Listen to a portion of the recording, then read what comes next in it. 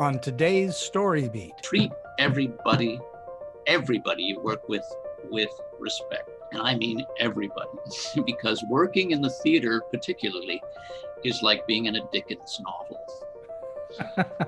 You never know when a person that you're working for will reappear in, a different position or different relations, right? Then in 15 years, they're the artistic director that you're auditioning for, so. This is StoryBeat with Steve Cuden, a podcast for the creative mind. StoryBeat explores how masters of creativity develop and produce brilliant works that people everywhere love and admire. So join us as we discover how talented creators find success in the worlds of imagination and entertainment. Here now is your host, Steve Cuden. Thanks for joining us on StoryBeat. We're coming to you from the Steel City, Pittsburgh, Pennsylvania. My guest today, Martin Giles, is an actor, director, and writer based here in Pittsburgh. He was a founder and longtime artistic director of the legendary alternative theater, the New Group Theatre. As an actor, Martin has performed at PICT Classic Theatre, City Theatre, Quantum Theatre, Bricolage, Pittsburgh Public Theatre, Actors Theatre of Louisville, and Studio Theatre in D.C., among others. He has performed several times with the Pittsburgh Opera Theatre and with the Pittsburgh Symphony Orchestra. Favorite roles include Krapp in Krapp's Last Tape, Estragon in Waiting For Godot, JPW King in the GigliConcert, Vanya in Uncle Vanya, Jimmy Jack in Translations, and Gregers Wehrle in The Wild Duck. Martin has directed dozens of plays for the New Group Theatre, including works of Ibsen, Beckett, Chekhov, Strindberg, Faux, Eliot, Genet, and Shaw. For Quantum Theatre, he's directed When the Rain Stops Falling, The End of the Affair, John Gabriel Borkman, Parlour Song, and The Master Builder. And for PICT, The Well of the Saints, The Dumb Waiter, Not I, The Boar, How the Other Half Loves, A Skull in Connemara, and his own Beautiful Dreamers. His most recent work includes playing Teddy in Downstairs for City Theatre and Bottom in A Midsummer Night's Dream for PICT Classic Theatre, and adapting 10 stories from the Decameron for Quantum's 10 for 21, and writing and performing a short solo piece, Whispers of Heavenly Death for City Theatre. Martin's also taught acting and directing at Ohio University, Carnegie-Mellon University, and Point Park University. In 2002, Martin was awarded the Pittsburgh Post-Gazette Performer of the Year. For the record, I've had the great good fortune to get to know Martin a tiny bit while seeing much of his outstanding work here in Pittsburgh. So it's a great thrill for me to welcome the brilliant, prolific Martin Giles to StoryBeat today. Marty, welcome to the show. Wow, brilliant, prolific. Now you have to live up to that. I know. Good God. No pressure. So let's go back in time. Tell us a bit about your history. You've obviously been at the acting game for a little while now, but at what age did the bug first bite you? When did you start to get interested in all of this? When I was in high school, really. Yeah. What happened? Well, I have to blame my brother for this. My brother Jeffrey, who's a year younger than I. He's actually 11 months younger than I, but that's another story. Mom was very fertile. Anyway, he was in the choir at our high school, and the choir was always used in the fall musical, right? As the chorus in the fall musical. And I was not in the choir, but they didn't have any. They didn't have enough men, as usual. Right. And so they actually grabbed me out of class one day. He suggested me to the choir master. They took me out of class and made me sing something like the national anthem or something, a cappella. And they went, "Okay, you're a tenor. You're in choir." So, but when we did the show, the show was actually Fiddler on the Roof. I was like, "What have I been missing? This is what I should be doing. This is." It was just magical. Was it everything? Was rehearsals and then the audience and all that? All yeah, it was everything. It was just the process was fascinating. And then just getting out in front of the audience and so then I auditioned for the community theater very quickly after that, and I played and this would never happen nowadays, thankfully, but I actually ended up playing Ito, the Japanese houseboy, in a production of Mame. Yeah, that wouldn't happen today. That wouldn't happen now. No. You know, I got laughs, and I got to do a song and dance, and the whole thing, you know, being around the whole thing was just. Is there anything more intoxicating than getting laughs and applause? Getting laughs, particularly, is is the most intoxicating thing. And once that happens for you, and you know you have that power, yeah, many people can't get away from it forever. Well, it also, for me, it seemed right. You know what I mean? It seemed like I never quite knew. You know, I mean, I was only 17, I think, at the time, but I never really quite had any. I wrote a lot. I was always, you know, writing stories and stuff, but I didn't really have an idea what I was going to do. When you were writing then, it was prose, it wasn't plays. It was prose, yeah. Prose. Yeah. But lots of bad poetry. And lots of bad poetry. Right. Well, sometimes it's hard to tell, isn't it? No, you could tell this was bad. This was bad. This was bad poetry. I've saved some of it just to embarrass myself every once in a while. It's hard to tell at that age, at 17. Oh yeah, exactly what it is you're going to do. Yeah. Sometimes people know. Sometimes people absolutely know. Yeah. No. But for me, it was. I didn't really have an idea. Did you then go to school? Did you go learn about it? Well, I went to. I actually was going to be. I actually thought first of being an English major. And where'd you go? I went to Allegheny College. You went to in Allegheny Meadville, College. Pennsylvania, right north of here. Yeah. Right. But I thought, you know, I'll do theater while I'm there too, and I'll do some things on the side. And yeah, so I took a lot of theater classes, and I ended up double majoring. But I did most of the work for the student theater, and I wrote lots of comedy reviews. Speaking of getting laughs, that was kind of where I really started to go, oh yeah, this is really what I want to do. Yeah. So at that time, you were still then doing as much performing as you could muster. Yeah. And what were you specializing in anything at that time, or were you just whatever was coming you took? Yeah, when I worked for the student theater, we did regular plays too. I remember being in Private Lives, an old card play, and playing the Fidge in How to Succeed in Business Without Really Trying, which is a license to ham. It was a wonderful thing. But then for the drama department, we did Chekhov and Tennessee Williams, and so I got a real education in doing some serious stuff too. And actually, I think when I was in the production of Three Sisters, which was the Chekhov play, and that was where I first realized what acting was. I first started learning to act. Learning how to act. I realized what was required of an actor, and also I got some idea of how to do it for the first time. So everything really up to that point, it was mostly intuitive and fumphing around and making mistakes like everybody else. Exactly. Yeah. I mean, obviously, I had a talent, but that's such an unrefined thing. That's just the beginning.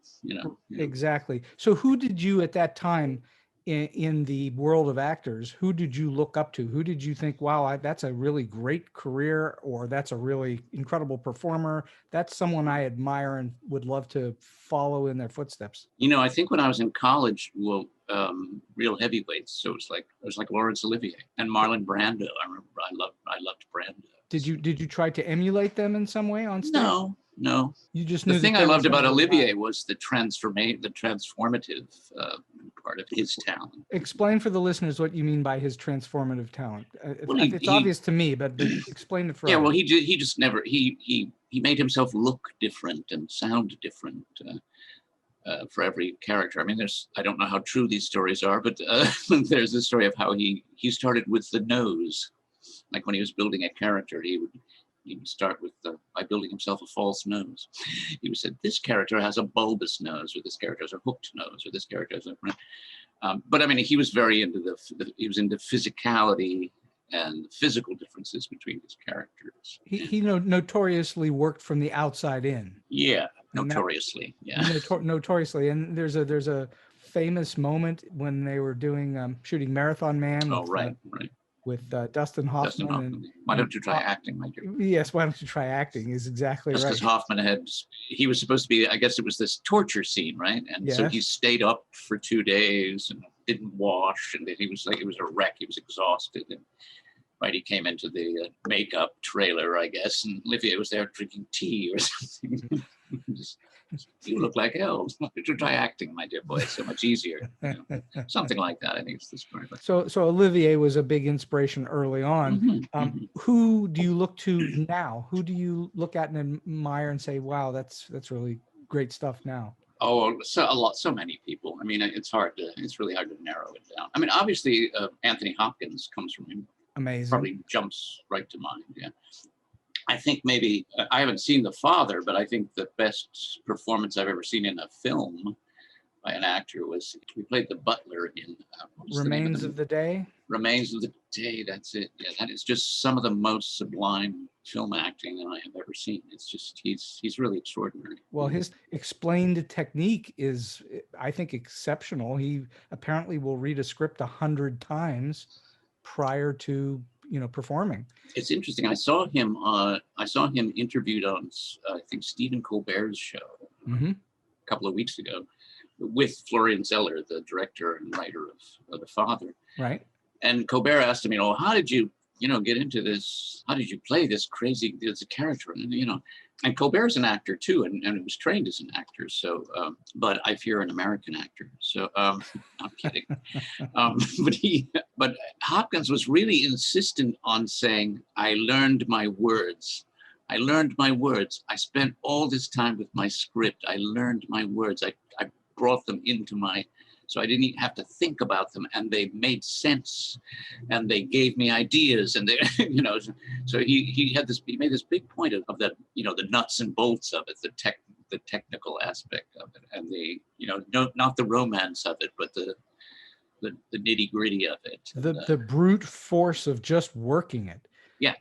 And apparently he knows everybody's lines, so he just knows exactly what's going to happen. Well, I wouldn't be surprised. Yeah. So at what point in your young life did you think to yourself, you know what, I am actually pretty good at this, and I think I can make a go at this as something to do for my life? How old were you? Probably in my middle 20s. I don't think I ever have been convinced that I was that good at it, but you mean to this day? Oh yeah, sure. I feel like well, you're still on a journey, aren't you? Yeah, and I feel like I didn't really start to really get it, like really get control of the whole thing until I was like in my 50s, So it's, and I wouldn't even say control, but I would say like just sort of a coherence to it, a sense to it. And so I want to explore this just a little bit, because I think it's important for those that are trying to figure out if they want to do this in their life. That don't is the answer. See, I don't agree with that. Like, you always hear that with college professors are always telling you that, my advice to you as you begin your journey in the theater is to get out, that kind of shit. Well, you're just okay. like, So the process that you've been through, where you've gone many years, where you had, I'm going to guess, certain doubts or uncertainties about your career, your life, your abilities, and so on. Yeah. What do you do psychologically to work your way through those? How do you handle that? For one thing, I depend on the fact that it's my vocation. Sure. I choose that word. It is a vocation, it feels to me. I won't go so far as to say a mission, because I'm not going to proselytize and make everyone convert to being an actor. But it won't work. No, it won't. So I think that's been a steady sense of it. But it really is persistence. And endurance, and it's also just like the endless fascination, which I guess is part of what makes it your vocation. You end up sort of having a need for it, a need to do it, and a need to pursue it, because you're always pursuing it. Well, like I said earlier, it's like once you got that bug that bit you, it's in your blood system, and it's really hard to get out. Yeah, and I think most actors, and even people who are not actors who have come near it in some way, like who've done community theater, or they will completely understand that. It's like, it's what you do. You can't, Is it still with all the doubts, with all your doubts. Sure. Is it still fun for you? Do you still get a thrill? Yeah. Oh, sure. Yeah. Mm-hmm. So that doesn't go away. I guess if that went away for you, you might start thinking differently. It's not like a thrill all the time. Sometimes you just feel like you haven't really gotten to it. I remember there's another actor from Pittsburgh, Larry Myers, who one time said, who said some sort of thing where he used a baseball analogy where he was saying that, if you're a great hitter in baseball, you get on base once in 3 times, right? Well, baseball right. is a sport you're sort of set up for failure. And he said it's the same thing with being an actor. If you do 10 but worse, if you do 10 performances, maybe 2 of them are the ones where you felt great. The other thing though is baseball. In baseball, there's something objective about it. So if you got that one hit, everyone saw it. And they went, yeah, the bat hit the ball, and it landed in the grass, right? In the theater, you might have thought those were 2 great performances, but if you actually talk to people afterwards, they'll go, I thought you were a little off tonight. And then they'll tell you, you can come out, deeply depressed with your efforts of the night before. And the audience, someone from the audience will come up to you and go, man, you were on fire out there tonight. So there's a whole subjective element to it. Well, too, and you aren't working in a vacuum. You're not.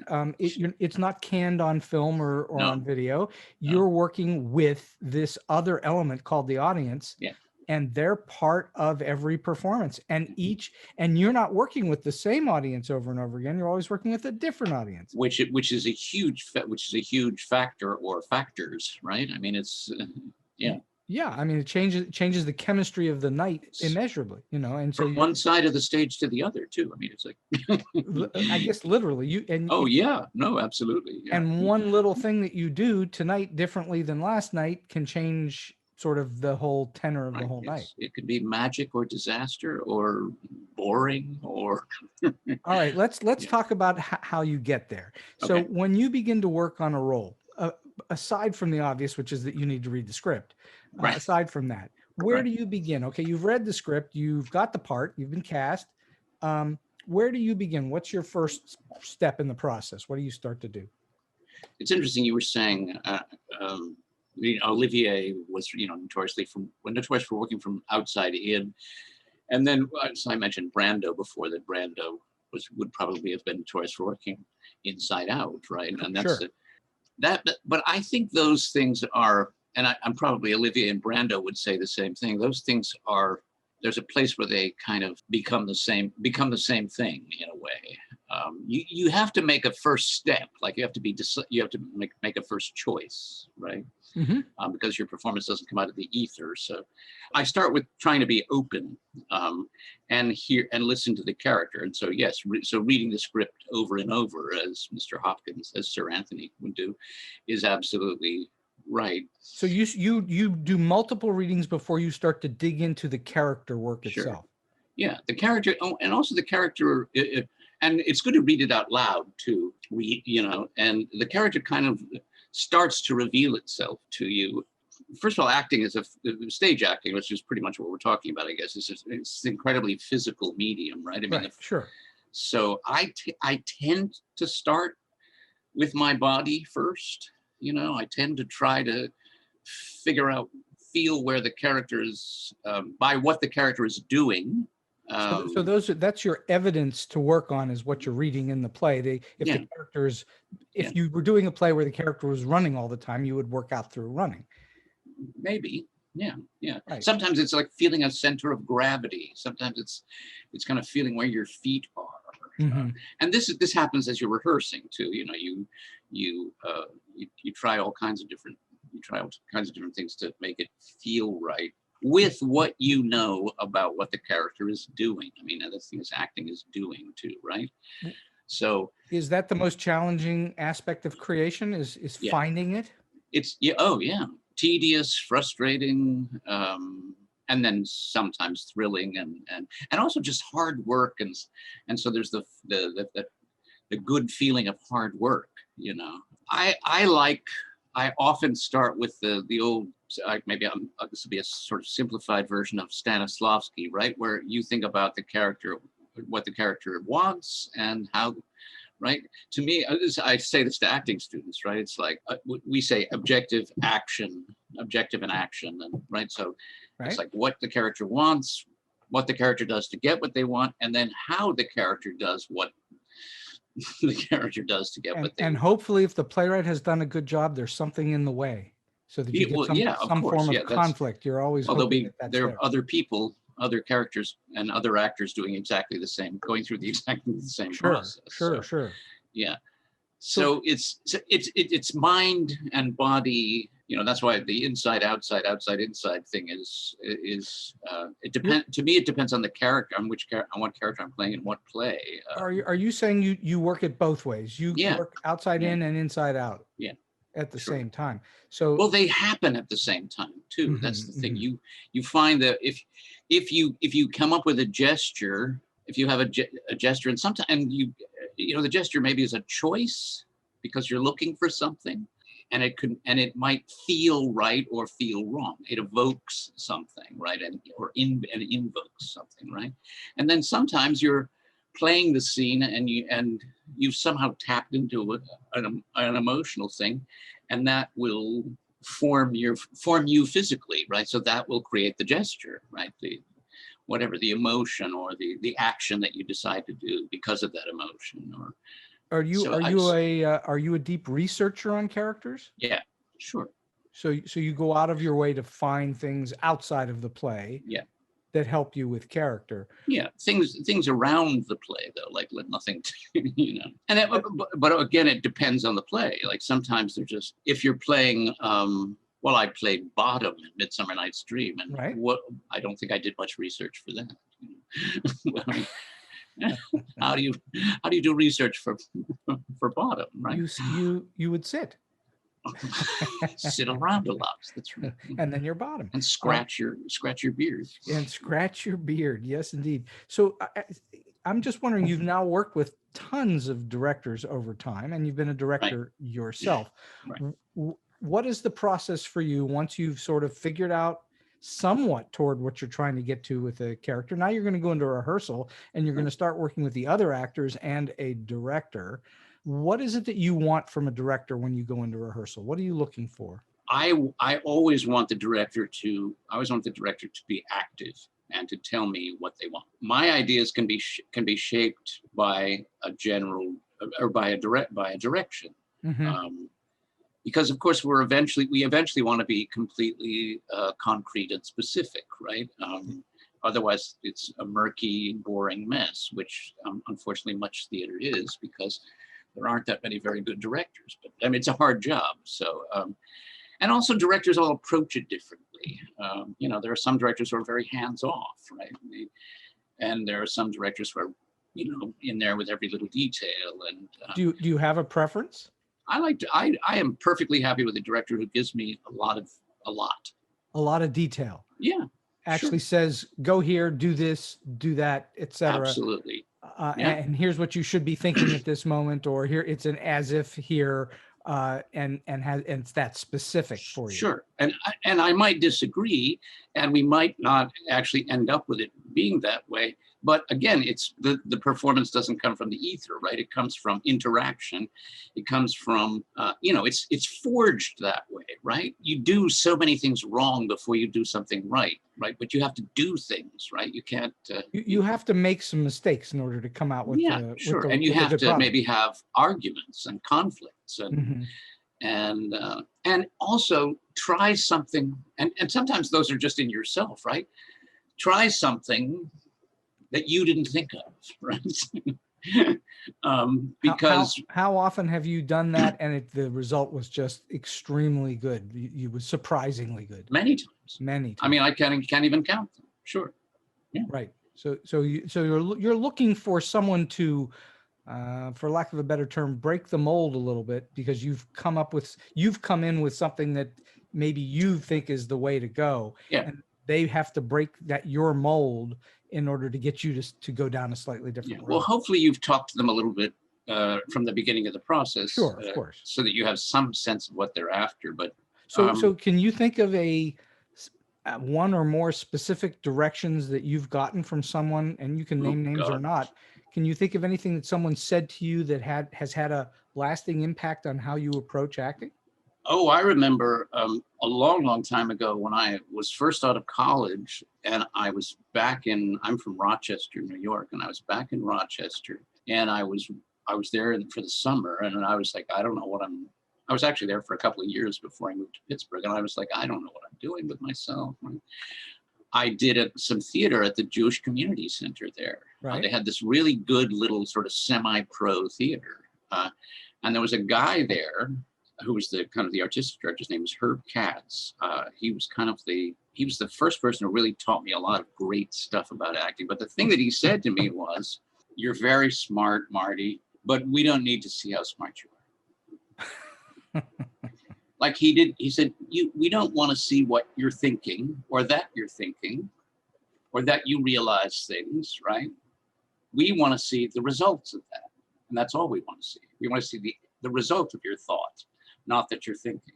That's very interesting and telling comment, because I often think to myself when I'm watching actors perform, they're being mannered about it. Yes. And instead of just being, they're being mannered. Right. And that's we don't want to see effective. your process. We want to see the results. Well, that's what the At rehearsals least for the process. momentarily of the Right. process. Sure. So that, I mean, process. the rehearsal period is for the process, and the outcome of that rehearsal period should be that we're just seeing actors being in the moment. The character. Yeah. Absolutely. Yeah. And it seems in some ways it seems obvious, but it's actually difficult to do, because you, especially as a young actor, for me, because young and smart, because I thought I was being the character, because that's what the character was thinking, and I wanted the audience to know that the character had realized this thing and come to this place. And he's like, no, just show us what you realize. Don't show us that you're realizing it, right? I mean, it's that. You've done a lot of directing as well. And so how have these lessons, or any lesson, has that from being an actor, how has that applied to your being a director? Has it been very helpful to be an actor in order to direct? I think so. Yeah. Well, for one thing, you know what the actor's going through. And it all goes back to the thing that I said at the earlier when you first asked me how I approached the thing, and I think the word I used was openness, and that's I mean, as an actor, you should be. You can have a million ideas, but be open to what the director have you give you, and be open to what the other actors are going to give you, because that's a very important thing too. But also as a director, obviously you're going to have. And I'm the kind of director who wants to be really detailed, and as I've aged and refined, I have been less demanding about that. I mean, I want the result to be obviously to be specific and detailed, but I don't have to come up with all the details. That's right. I just have to make sure that we're all going in the same direction and trying to express the same thing and the same ideas. So without naming names, my assumption is that you have worked. I mean, you've worked with hundreds of different actors over time. Oh boy, yeah. What do you do as a director when an actor is not getting it, or is not cooperating with you, or is just not cutting the mustard? And I'm not talking about firing them. I'm talking about how do you work with them? Yeah. What kind of things do you do to get an actor to come? You almost never fire them. You almost never fire them. Never. Yes. So what do? Your choice then is to figure out how to work with them. So, but what do you do? That's what you do. You try to figure out how to work with them. You try, but no, I'm serious, because it's not, I don't think there's one answer to that question. There's no trick for it. There's no trick. I don't think there's a trick. No, depends on the actor, right? So obviously I think you try to get to know the actor, and you try to figure out where they're coming from, what they're made of. Sometimes it becomes really unsavory, but I would hope in some cases it's a good thing that it's unsavory. Oh yeah, sure. You need to wash a lot, but other than that, it's no, but it is a good thing. Yeah. You know what it is though, Steve? It's persistence. You persist, you try stuff. The thing is you work with what you have, right? Of course. Well, that's exactly right. You work with what so a lot of times you have to change your ideas to make as both a director and an actor, you have to change your ideas. Yes, yeah. To make because we're hopefully all serving the whatever piece we're doing, right? I'd say the play, but sometimes it's not even a play. It's some kind of piece, right? But most often it's a play to serve the play. All right, so back to being an actor again, because we were talking for a moment about it being a director, but right. Back to being an actor a little bit. You've gone through the rehearsal period. You're about to open a show, or now you've opened it and you're in a run. Right. What is your performance preparation? What do you do? Do you have any particular preparation that you go through? Yeah. Read the play. You read the play daily? Daily. Yep. And then make sure your body's ready, be as relaxed and warmed up and, and feeling your instrument as best you can, right? Get as much tension out as you can. Try to be, I don't need a long period of quiet or anything like that beforehand, but I personally like to go backstage. If I'm in the first scene of the play, I'll be backstage before 5 or 10 minutes, and just be there, be in the world. I also like going on stage before the audience gets in, because I like to visit the world and go, oh, here we are. So you'll show up at half hour prior to show. Yes? Earlier than that. And an hour usually. Yeah. Do you go through some sort of stretching exercises or vocal warm-ups? Stretching, vocal warm-ups, get on the stage. Yeah. Traditional warming up that many actors do. Yeah. There's nothing particularly quirky or special about what you do. No.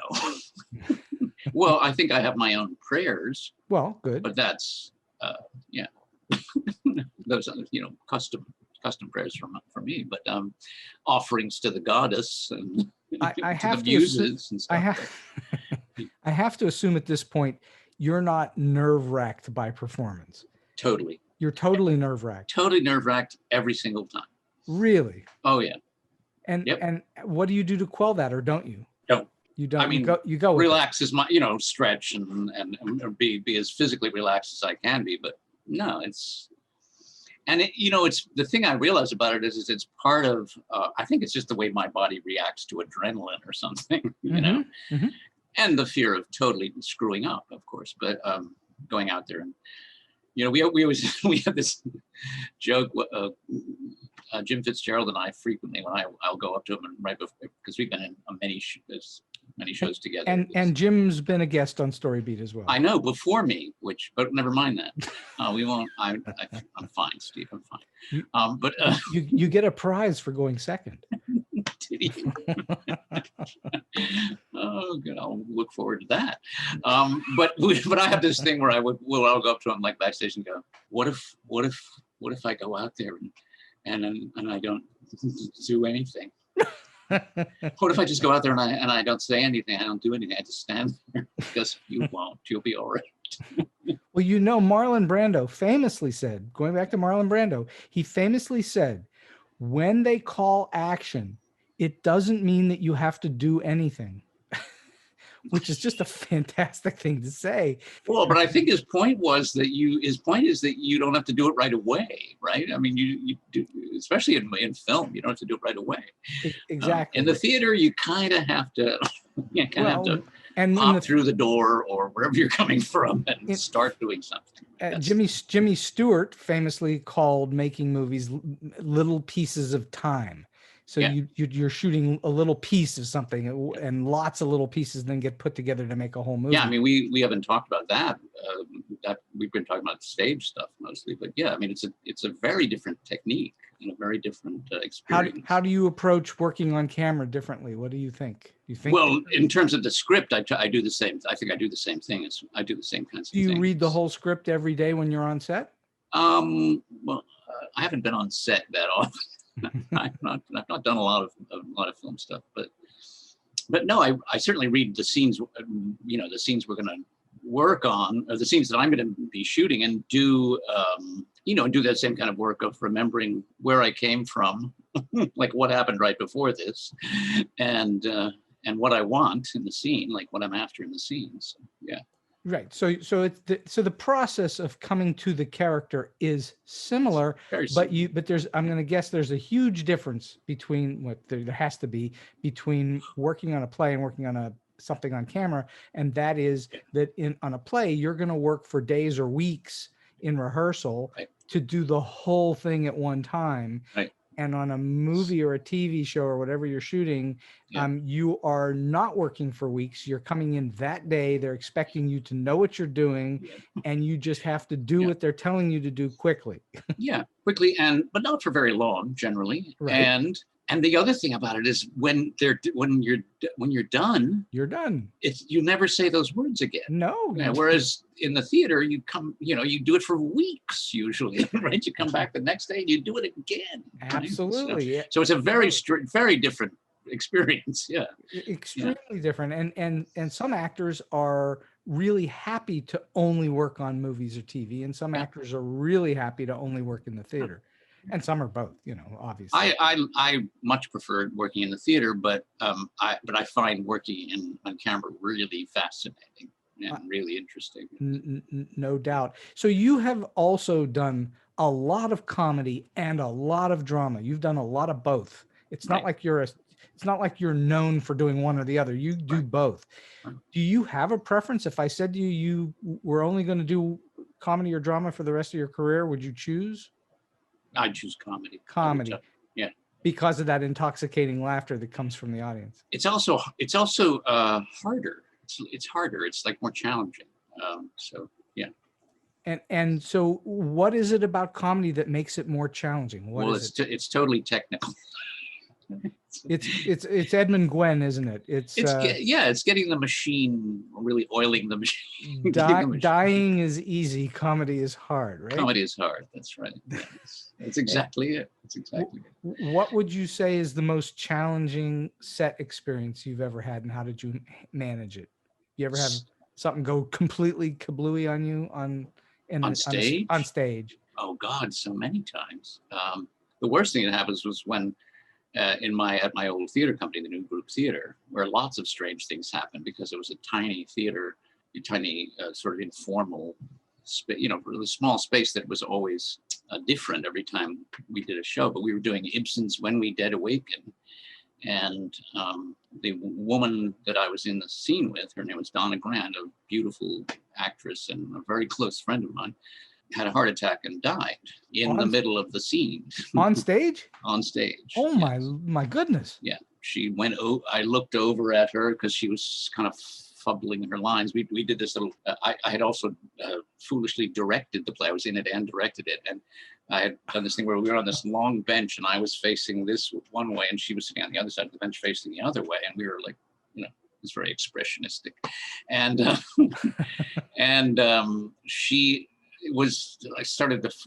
we weren't looking at each other as we were talking to each other. That was the idea. And she then started to fumble her lines and I just kind of glanced over at her. And as I glanced over, she went backwards off the bench. Oh my goodness. It was the most horrible thing ever. And the bizarre thing was the audience sat perfectly still for a very long time after I'd yelled for the stage manager to call an ambulance. It took them a long time to realize that this wasn't the play anymore. It wasn't in the play. It was very strange. You could tell that they were fine. And then somebody actually said that to me later. They were like, for the longest time, we thought this play has taken a strange turn. Holy moly. Yeah, it was bizarre. It was bizarre. Do you know about, and I don't want to digress too much here, but do you know go ahead. about Dick Shawn and when he died? Do you know that story? I think this is starting big. So famous, really well-known comedian, Dick Shawn. Yeah, Dick Shawn. He had hilarious, he was doing a one-man show. And at the end of the first act of his one-man show, he would go to sleep on this couch on stage, and then he would stay there through the intermission, and when the audience would come in, the second act of the play would go. Well, he died on the couch in the intermission. So it took them a long time to figure out that he wasn't going to keep performing. I thought this was very modern, right? He was really taking it to an extreme, you know? Right. It's like, holy moly. Let's talk. Which is very Dick Shawn-like, actually. It is. Well, that's the problem. It's Dick Shawn-like, so they didn't know what to do with it. It was in character. All right, so let's talk for a moment about teaching, because I know you've done a bunch of that. Right. How do you teach actors to audition? I know you've done plenty of auditioning in your life. What is your philosophy toward auditioning? How do you teach them what to do? The main thing is that you have to, like, I'm not sure I do anything terribly differently from, but the main thing is to start definite, start strong, like to me, the idea is to make the audition piece, a performance of its own, in the sense of not thinking about, so if you're doing if you are doing a monologue from Doll's House or something, are there any monologues in Doll's House? There might not be, but but you could make one out of parts of it. But if don't think about everything that came before and everything. Don't think about it in terms. Think about it in terms of it's a piece, right? So you come in and you start your piece and then you finish your piece, right? You're saying that an actor should take a tack or a position on what they're doing, do something definite, and as if it's the only thing, right? As if that moment is the whole thing. That's very good. That's so very that you step on, right? You're there. You do it. You do the silly you slate. I think that's what they. Well, that's for film work. I know, but people actually say that in theater auditions too sometimes. Oh, they do. They say slate. I'm slating now. Yeah. Huh. Anyway, I did not know that. You come in and introduce yourself, but then you take that, take that breath, take that little thing, and boom, go. Right. That's the beginning of the piece. Over the years, I mean, I assume you've taught many classes. You already taught at 3 different schools at least. Yes. And you've taught many classes and classrooms. I taught for 10 years as well, and each class has its own chemistry, much like each audience has its own chemistry, and you kind of adjust a little bit to them, and hopefully they adjust to you somewhat. Would you say that your approach to teaching transformed over years, that you started one way and now you approach it in a different way, or has it been consistent throughout? Yeah, I think I've become less, I've become more, I just said less and more, didn't I? That was very good. I've become less, I've become more. I've always liked the name Less More. Less More, let's start writing. A piece for less more. I've become, I think, more, I like the idea of the class being more of a seminar. Lately I've been... When you say a seminar, you mean like a lecture? No, not a lecture. More of people. More like a workshop. More a workshop of people talking and interacting, and me being a lot less formal about it and a lot more conversation, a lot more involving. It's interesting though, because when the last time I taught was in the fall, like at Point Park. That might be the last time I teach there, for all I know. Well, for many people. Yeah, but anyway, but I taught this script analysis class, freshman act, and we were mostly in person. Most of the people didn't want to do a remote, so we were in this room and we were sitting far apart and we were all masked, and it ended up being that I had to mostly lecture, right? Sure. Because it just ended up being this kind of weirdly formal position. Well, you had to really adjust during the pandemic. Yeah. For sure. So that was interesting, actually. And acting would not be the same during a pandemic. Yeah, they actually asked me to teach an acting class, and I said, no, I don't want to. I don't want to. How do you teach an acting class when people can't go near each other? Well, it's look at each other's faces, or. We saw during the pandemic, we saw many things fly by our screens that were people doing performance pieces of one kind or another. Just not the same, not as especially there were some things that people did that were really interesting, that they did just for screen, for Zoom, or for, right, that they tailored to that. That was interesting. But I think play readings on Zoom were just not that excruciatingly yeah. dull and disconnected, and yeah. Well, it's very challenging with, I mean, thank goodness we have the technology for certain purposes. I just don't think that's the right purpose for the technology. Yeah. Though people were desperate to have something in their life like it. So out it came, and there it was. You either enjoyed it or you didn't. And people came up with really interesting ways to use it to be expressive. Definitely. But I think trying to do a play on Zoom didn't. I don't really think that the theater, which has been around for more than 2,700 years, has been threatened by the pandemic. It's been knocked off its off balance for a little bit, but it's not going away. Oh, and it's interesting how people are, like, I think Quantum Theater is doing a show right now, right? They're doing a live show now. Correct. And in a couple of weeks, I'm going to do my little solo, my spotlight piece for City Theater. Right. There's 6 of us, and we're doing them at City of Asylum in a tent, right, for a couple of nights, right? Right. But the thing that's interesting is that people are like, oh, thank God. Oh, thank God, live theater. Oh my God, oh, good. People who went to the theater before and who want theater want it even more now, I think. So I think I don't think the pandemic it will take a while maybe for people to get back on their feet, but I think people are so happy to go back to it. People are ready to go back to it. That's for sure. So, all right, how do you refresh your well? How do you gain new inspiration or new feelings of, like, I want to keep doing this? What do you do? Is it reading? Is it performing? Is it what's your well refresher? Yeah, more than anything, reading, I think.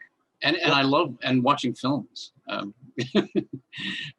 Just reminding yourself of great ideas and great characters. And I did this during the pandemic. A year ago, I guess now, I would sit on my front porch pretty much every day, and I was writing these sort of pandemic stories, but they actually were sort of like monologues. They were just like some weird old guy sitting on his front porch, basically, and looking at the world. And then I was kind of imagining scenarios between the weird old guy sitting on the porch and the people that I was seeing, the security guards from the school building, which is right across the parking lot from me here, or some of my neighbors, or I even had a pair of talking doves, because there are a lot of doves around my house. So I invented characters for these 2 doves. So it's like that, constantly keeping your mind busy and trying and being creative and making characters. Is that the same sort of thing you go through during periods when you're not employed? Yes. So that of course is a whole deal all by itself. To be a journeyman actor, you're going to go through certain periods of downtime. Journeyman actor, yes. Or veteran actor is another way. Veteran actor, yes. Veteran character actor. You've definitely had moments where you weren't being employed by anybody. Oh my God, months and months. And you have to keep your wits about you and your sanity and all the rest of it. And that's you're saying this is part of your therapy, I guess. Being creative yourself, though. I mean, that's the thing. You can do that.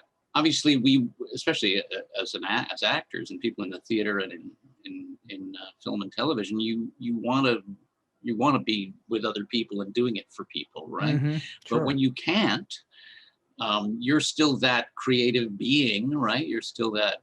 One thing I did during the pandemic was, when I wrote those stories, I actually read a few of them on Facebook, just to perform.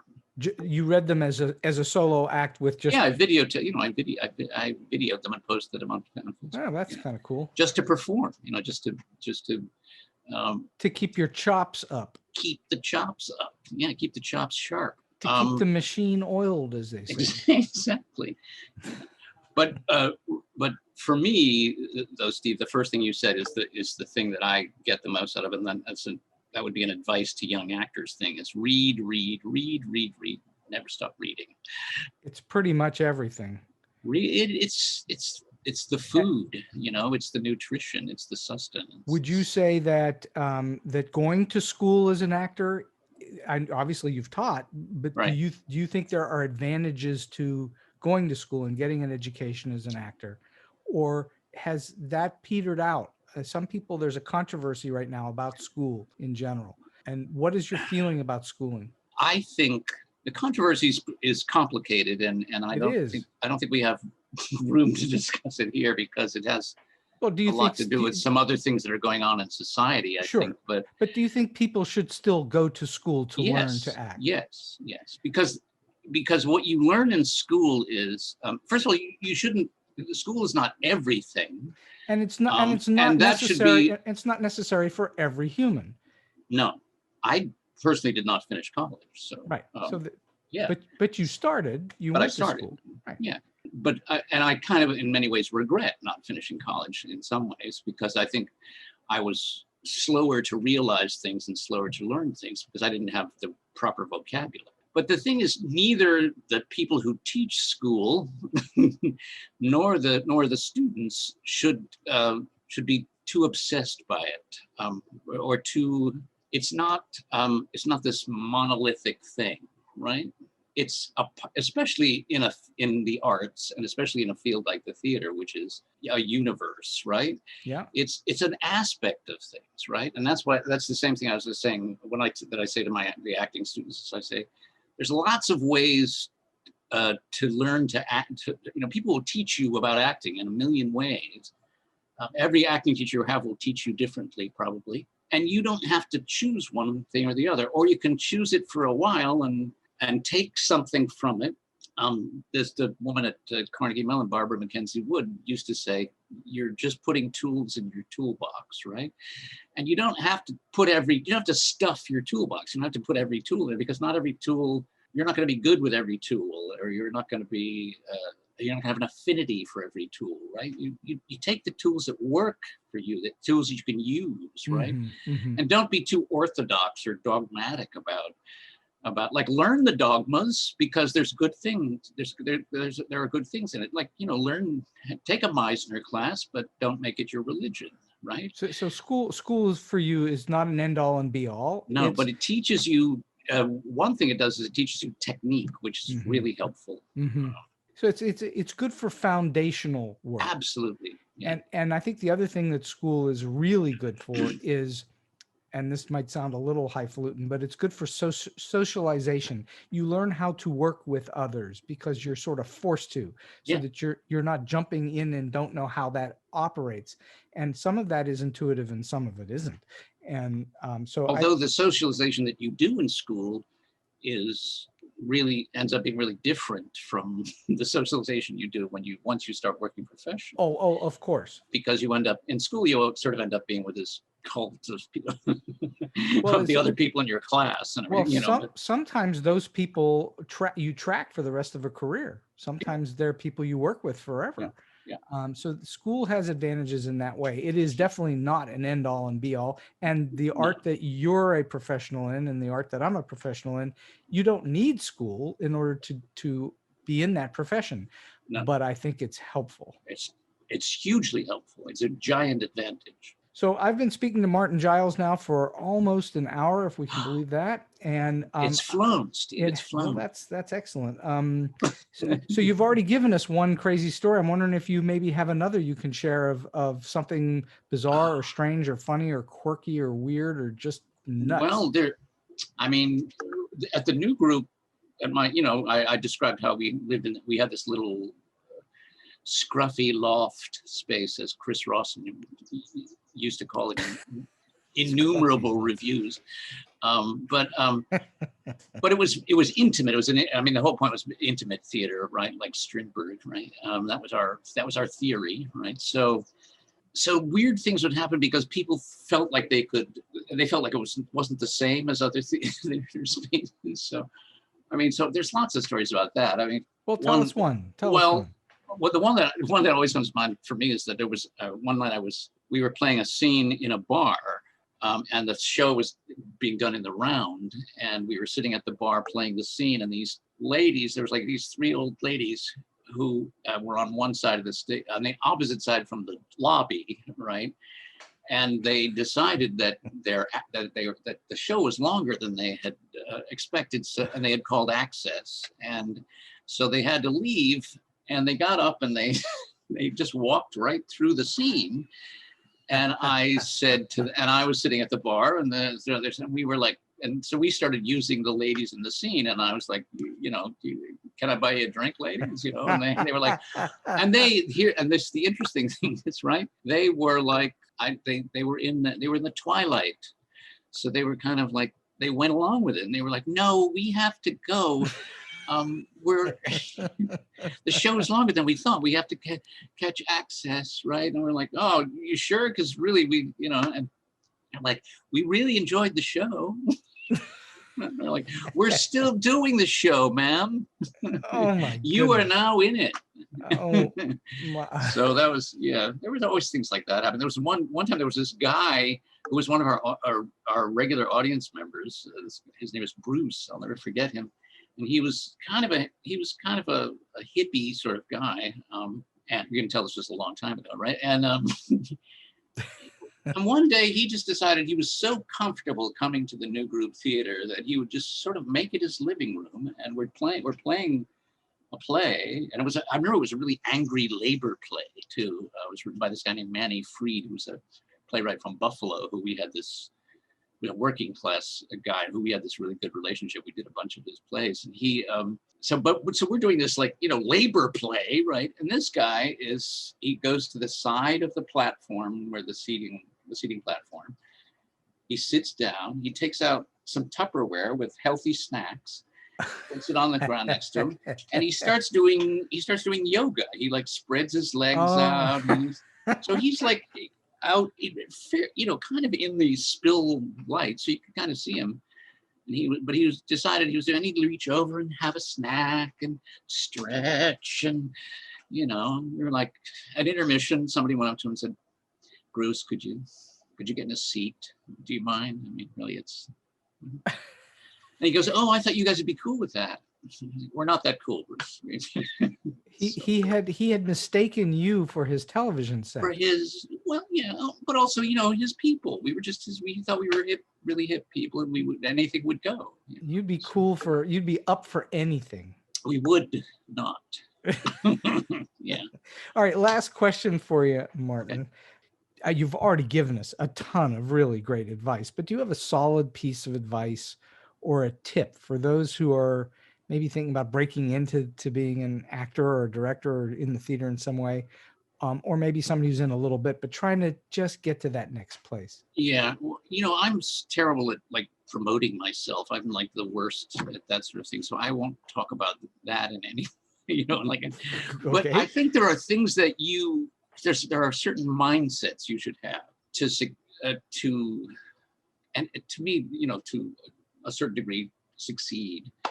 And one of them is to realize that everything is that it's it's totally subjective. It's a subjective business. Obviously, people are going to tell you that you'll be failing forever, and yeah, you'll probably have drama teachers who say, "Get out now," but even before you started, right?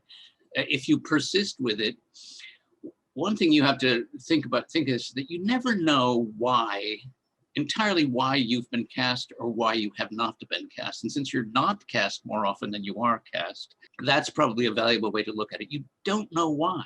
I could tell a million stories about, especially trying to audition for movies where one time I was actually cast in a film.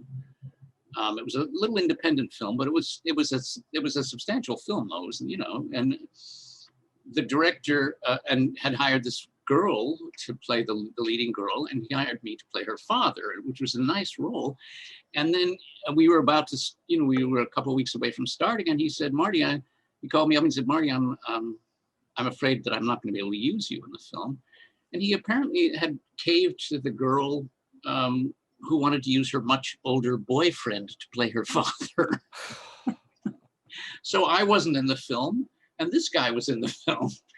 and that's why I didn't get that part. It's things like, there are things like that. I auditioned for this one director I auditioned for him 5 times. I had this relationship with him. He wanted to use me in a number of small, the small things. And then the producer came in and saw the auditions and decided he didn't like me. And the director actually said, no, I don't want to use that guy. And the director, had to call me up and say, I'm sorry, Marty, we dragged you on for weeks, So you don't ever, and also you just don't know what people are looking for, what they like, what they don't like, right? So to me, it's, don't, stab yourself, too hard, because you never know why you did not get cast. The other thing I would say is treat everybody you work with respect. And I mean everybody, because working in the theater particularly is like being in a Dickens novel. You never know when a person that you're working for will reappear in, a different position or different relations, right? Then in 15 years, they're the artistic director that you're auditioning for. So obviously we should treat people with respect, because that's supposed to be what we're about anyway. But in the purely practical sense, it all comes back. It's amazing. Well, that's very wise advice, and I've said to many people many times, the old cliche: be nice to everybody on the way up because you may see them again on the way back down. And well, yeah. And so it's really important that you do treat everyone you work with, and as you say, you mean everyone, from the guard at the gate to the person that cleans up to Right. the director and so on, with respect and human decency. Consideration. Yeah. There's no downside to treating everyone with respect. No, and you end up being a better actor too. I think I really believe that's true. Because the other thing is there's not so much up. There's not just a way up and a way down. There's like ups and downs, and there's it's a like roller coaster. It's a roller coaster, and it's a weird continuum too. So it's not even you can't reduce it to something arithmetic in a way. It's always surprising. You never know. Well, and the only consistency is the only thing that you can do consistently is be a good colleague and coworker. Yeah. And that you have complete control over. Yes. Yeah. And that's not subjective, right? That is an objective reality if ever there was one. It right? truly is. Well, yeah. Martin Giles, this has been a fantastic hour on StoryBeat. Thanks, Steve. And, it really has flown. It's been really fun. It's been a terrific chat, and I'm so grateful for you coming on the show and sharing your experiences and what it's all about to be a working actor. So thank you so much. Thank you. I really appreciate it. It's been great. And so we've come to the end of today's StoryBeat. If you like this episode, won't you please take a moment to give us a comment, rating, or review on whatever app or platform you're listening to. Your support helps us bring more great StoryBeat episodes to you. StoryBeat is available on all major podcast apps and platforms, including Apple Podcasts, YouTube, Spotify, iHeartRadio, Stitcher, TuneIn, and many others. Until next time, I'm Steve Cuden, and may all your stories be unforgettable.